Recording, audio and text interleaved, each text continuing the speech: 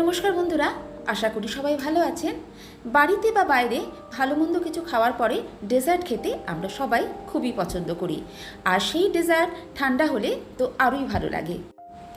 আজকে নিয়ে এসেছি গরমের একদম পারফেক্ট একটা ডেজার্ট রেসিপি। আজকে বানাবো ম্যাঙ্গো ফিরনি বা আম দিয়ে ফিরনি রেসিপি। খেতে ভীষণই ভালো আর তৈরি করা একদম সোজা। তাই আজকের এই রেসিপিটা আপনাদের অবশ্যই ভালো লাগবে, আর ভালো লাগলে অবশ্যই ভিডিওটা পুরো দেখবেন। সঙ্গে আছি আমি আপনাদের বন্ধু মহুয়া। আমার চ্যানেলে আপনাদের সবাইকে স্বাগত জানাচ্ছি। তাহলে চলুন দেখে নেওয়া যাক কী করে বাড়িতে খুব সহজে একদম দোকানের মতো ফিরনি বানিয়ে নেওয়া যায়। তাহলে শুরু করা যাক আজকে ম্যাঙ্গো ফিরনি রেসিপি।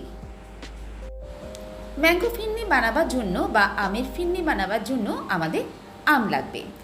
যতটা পরিমাণ আপনি ফিরনিটা বানাবেন বা যে পরিমাণ দুধে ফিরনিটা বানানো হবে সেটার সঙ্গে সামঞ্জস্য রেখে আমটা নিতে হবে, যাতে ফিরনির মধ্যে আমের টেস্টটা ভালো মতোই আসে। আমি এখানে দুটো হিমসাগর আম নিয়ে নিয়েছি, আর আমগুলো বেশ ভালো সাইজের। আমটা নেওয়ার সময় একটু খেয়াল করে দেখবেন যাতে আমটা মিষ্টি হয়। আমটা থেকে এবার আমি শাঁসটাকে বার করে নেব। আমি শাঁসটা বার করার জন্য আমের ছালটা পুরোটা ছাড়িয়ে নিচ্ছি না। আমি আমটাকে এইভাবে দুভাগে প্রথমে এইভাবে কেটে নিচ্ছি, তারপর আমি চামচ দিয়ে আমের শাঁসটা বার করে নেব।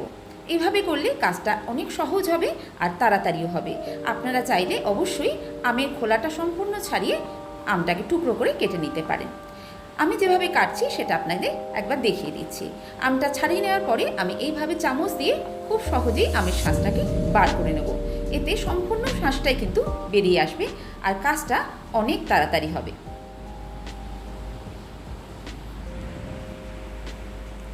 দেখতেই পেলেন কত সহজে সম্পূর্ণ আমটাই বেরিয়ে এলো, আর যেটুকু শাঁস খোলার মধ্যে লেগে আছে সেটাও আমি বার করে নেব চামচ দিয়ে। এইভাবে আমি প্রত্যেকটা আমের থেকেই বার করে নিচ্ছি।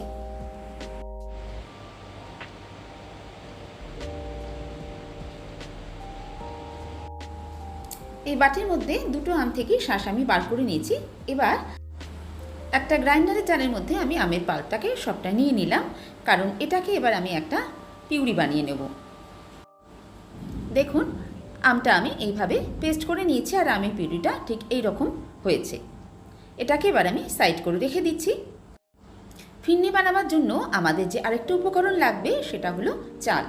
যে কোনো ভালো গন্ধযুক্ত চাল ফিরনির জন্য আমাদের লাগবে, যেমন পায়েস তৈরি করার সময় আমরা নিয়ে থাকি। আমি এখানে গোবিন্দভোগ চাল নিয়েছি, আর চালটাকে আধ ঘন্টা আগে আমি ভিজিয়ে রেখেছিলাম, আর ভালো করে কয়েকবার ধুয়েও নিয়েছি। চালটাকে এবার আমি পেস্ট তৈরি করে নেব। পেস্ট তৈরি করব কিভাবে সেটাও আপনাদের একবার দেখিয়ে রাখি। চালের যে জলটা নিয়েছিলাম প্রায় সবটাই ফেলে দিয়েছি। 1 থেকে 1.5 চামচ মতো জল আমি এর সঙ্গে দিয়ে দিলাম। একটা ছোট গ্রাইন্ডারের জারে নিয়েছি, এতেই পেস্ট করলে এটা সুবিধা হবে, কারণ পরিমাণটা খুবই কম। চালের পরিমাণ কতটা নিতে হবে সেটাও আমি আপনাদের বলে দিচ্ছি। আমি এখানে 1 লিটার দুধে ফিরনি করব, আর চাল নিয়েছি আমি এখানে 1 মুঠো। 1 কেজি দুধের জন্য 1 মুঠো চালই কিন্তু একদম পারফেক্ট। নিজের হাতের মাপের 1 মুঠো চালই নিয়ে নেবেন। আর চালটা কিভাবে পেস্ট করেছি সেটাও আমি দেখিয়ে দিচ্ছি। একদম স্মুথ পেস্ট ফিরনির জন্য করতে হবে না, একটু দানা দানা রেখে কিন্তু পেস্ট করে নিতে হবে। দেখতেই পাচ্ছেন হালকা হালকা দানা দানা রেখেছি, এইভাবে পেস্টটা তৈরি করে নিতে হবে। একদম পেস্ট তৈরি করলে ফিরনিটা কিন্তু ভালো হবে না। চালটা রেডি করে নেওয়ার পর এবার আমি গ্যাসের কাছে চলে এলাম। গ্যাসে একটা কড়া বসিয়ে দিয়েছি, আর যে পাত্রে পায়েস বা ফিরনি রান্না করি আমরা সেটা তলাটা একটু ভারী হলেই সুবিধা হয়, তাতে দুধটা তলায় লেগে যাওয়ার কোনো সম্ভাবনা থাকে না। আর দুধ যখন ঢালবেন তখন কিন্তু গ্যাসটা বন্ধ রাখবেন। যদি আগে থেকেই গ্যাসটা অন করে রাখেন তাহলে পাত্রটা গরম হয়ে যাবে, তখন দুধটা দেওয়ার সঙ্গে সঙ্গে কিন্তু তলায় লেগে যেতে পারে, আর দুধে একবার যদি পোড়ার গন্ধ লেগে যায় তাহলে কিন্তু পায়েস খেতে ভালো লাগবে না। তাই দুধটা দেওয়ার পরেই কিন্তু গ্যাসটা অন করবেন। আমি এখানে প্যাকেটে গরুর দুধ নিয়ে নিয়েছি, আর 1 লিটার পরিমাণের দুধে আমি আজকে ফিরনিটা করব। গ্যাসটা অন করে দিয়ে এবার দুধটাকে জাল দিয়ে নিচ্ছি। দুধটা এখন ফুটে উঠেছে। 1 বার থেকে 2 বার এইভাবে আমরা দুধটাকে ফুটিয়ে নেব। পায়েস রান্না করার সময় দুধটাকে আমরা যেভাবে ঘন করে নিই, ফিরনি রান্না করার সময় কিন্তু অতটা জাল দিয়ে নেওয়ার বা দুধটাকে কমিয়ে নেওয়ার প্রয়োজন নেই।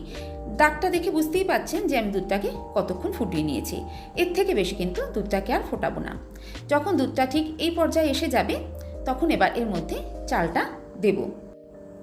চাল বাটাটা একবারই সবটা দিয়ে দেবো না, খানিকটা করে দেব আর একবার করে এভাবে নেড়ে মিশিয়ে দেব। তাহলে চালটা ডালা পাকিয়ে যাবে না। একবারে সবটা দিতে গেলে চালটা কিন্তু ডলা পাকিয়ে যেতে পারে। এই জন্য আমি একবারে একটু একটু করে দিচ্ছি আর এইভাবে নেড়ে চালটাকে মিশিয়ে দিচ্ছি। এইভাবে দিলে চালটা খুব সুন্দরভাবে সবটাই দুধের মধ্যে ভালো করে মিশে যাবে। বাকিটুকু এবার মিশিয়ে দিলাম। চালটা যখন দেব তখনও কিন্তু গ্যাসের ফ্লেমটা হাইতেই রাখবো।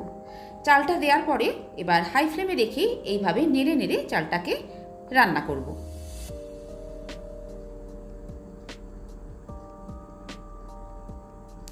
সাইড থেকে যে সরগুলো পড়েছে সেটাও আমি এইভাবে নিয়ে নিয়ে মিশিয়ে নিচ্ছি। চালটা দেওয়ার কিছুক্ষণের মধ্যেই দেখবেন দুধটা অনেক বেশি ঘন হয়ে গেছে। এই ফিরনিটা রান্না করতে একদমই বেশি সময় লাগে না, 15 থেকে 20 মিনিটের মধ্যেই ফিরনিটা রেডি হয়ে যাবে। চালটাও এখন অনেকটাই সিদ্ধ হয়ে গেছে। কালারটা দেখেই বোঝা যাচ্ছে যে চালটা এখন নরম হয়ে গেছে। চালটা যখন এরকম একটু নরম হয়ে আসবে তখন এবার এর মধ্যে দিয়ে দেবো মিষ্টি। আমি এখানে চিনি ব্যবহার করছি, পরিমাণ অনুযায়ী চিনি দেবো। আমরা এখানে আবার যেহেতু আমও ইউজ করব তাই খুব বেশি মিষ্টি না দিলেও হবে। তবুও আপনারা যেরকম মিষ্টি পছন্দ করেন সেই অনুযায়ী মিষ্টিটা দেবেন। মিষ্টিটা দেওয়ার পরও আবার খানিকক্ষণ এভাবে জাল দিয়ে নেব। এতক্ষণ কিন্তু হাই ফ্লেমে রেখে রান্নাটা করে নিচ্ছি। চিনিটা ভালো করে দুধের সঙ্গে মিশে গিয়ে আরও খানিকক্ষণ আমি জাল দিয়ে নিচ্ছি। চিনিটা দেওয়ার পরে জাল দিয়ে নেওয়ার পর দুধটা এখন আরও অনেক ঘন হয়ে গেছে। এবার আমি এর মধ্যে দিয়ে দিচ্ছি কিছু আমন্ডের কুচি। কয়েকটা বাদাম নিয়ে আমন্ড বাদাম নিয়ে আমি একদম মিহি করে কুচিয়ে নিয়েছি। আমন্ড বাদামটাই শুধু আমি এর মধ্যে দিয়ে দিলাম। আপনারা চাইলে এখানে কাজু কিশমিশও দিতে পারেন বা কিছু না দিয়েও আমের ফিরনিটা কিন্তু খেতে ভীষণই ভালো লাগে। তাই আমন্ড বাদাম বা অন্য কিছু ড্রাই ফ্রুটস দেওয়াটা একদমই অপশনাল। ভালো করে একবার নেড়ে দিচ্ছি। একদম শেষে এবার মিশিয়ে দেব তৈরি করা আমের পাল্পটা। এটা একদম শেষেই আমরা অ্যাড করব। আমের পাল্পটা দেওয়ার সময় গ্যাসের ফ্লেমটাকে একদম লোতে রাখতে হবে। এতক্ষণ আমরা হাই ফ্লেমে রেখে সমস্ত রান্নাটা করে নিয়েছি। আমের পাল্পটা যখন দেবেন তখন ফ্লেমটাকে একদম লোতে করে দেবেন। এবার আমের পাল্পটা ফিরনির মধ্যে মিশিয়ে নিচ্ছি। আমের পাল্পটা দেওয়ার সঙ্গে সঙ্গে দেখুন ফিরনির কালারটা কত সুন্দর লাগছে। এইভাবে লো ফ্লেমে রেখে মিশিয়ে নিচ্ছি। আমের পাল্পটা মিশিয়ে নেওয়ার পরে আর 1 থেকে 2 মিনিটই রান্না করব। তার বেশি রান্না করার দরকার নেই, কারণ ফিরনির যে কনসিস্টেন্সিটা হয় সেটা কিন্তু এখন একদমই রেডি। এর থেকে ফিরনি আর ঘন হবে না। ম্যাঙ্গো ফিরনি বা আমের ফিরনি এখন আমাদের একদম তৈরি। গ্যাসের ফ্লেমটা এবার আমি অফ করে দিয়েছি।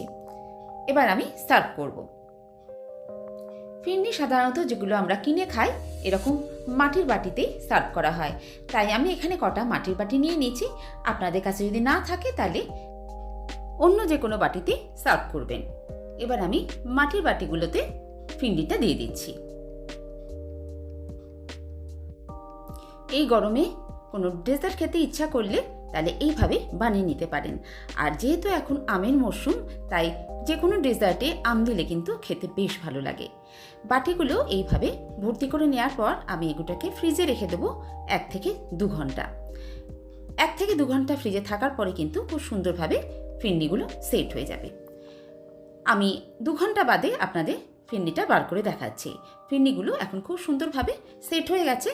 এবার পরিবেশনের সময় বা যখন আপনি এটাকে সার্ভ করতে চান উপর থেকে অল্প করে এইভাবে আম দিয়ে একটু ডেকোরেট করে দিতে পারেন, তাহলে খেতেও ভালো লাগবে। যেহেতু এটা আমের ডেজার্ট তাই উপর থেকে আমি একটু আমি দিয়ে দিলাম। এই গরমে এরকম ঠান্ডা ঠান্ডা ফিরনি খেতে দুর্দান্ত লাগবে। আজকে আমের ফিরনির রেসিপিটা আপনাদের কেমন লেগেছে অবশ্যই জানাবেন। আর ভালো লাগলে একটা লাইক আর সাবস্ক্রাইব করার অনুরোধ রইল। আর ভালো লাগলে অবশ্যই বাড়িতে বানিয়ে খাবেন। সামনেই আসছে জামাই ষষ্ঠী। জামাই ষষ্ঠীর দিনেও ঠিক এইভাবে একটা ডেজার্ট রেসিপি বানিয়ে ফেলতে পারেন। আর এরকম একটা যদি আমের ফিরনি বানিয়ে নিতে পারেন, তাহলে আর বাইরে থেকে আইসক্রিম কেনারও প্রয়োজন হবে না। ঠান্ডা ঠান্ডা ফিরনি আইসক্রিমের থেকে কিছু কম ভালো লাগবে না। তাই অবশ্যই রেসিপিটা ট্রাই করতে পারেন। আজ এই পর্যন্তই। আবার কোনো নতুন রেসিপি নিয়ে আপনাদের সঙ্গে দেখা হচ্ছে। সবাই ভালো থাকবেন, সুস্থ থাকবেন।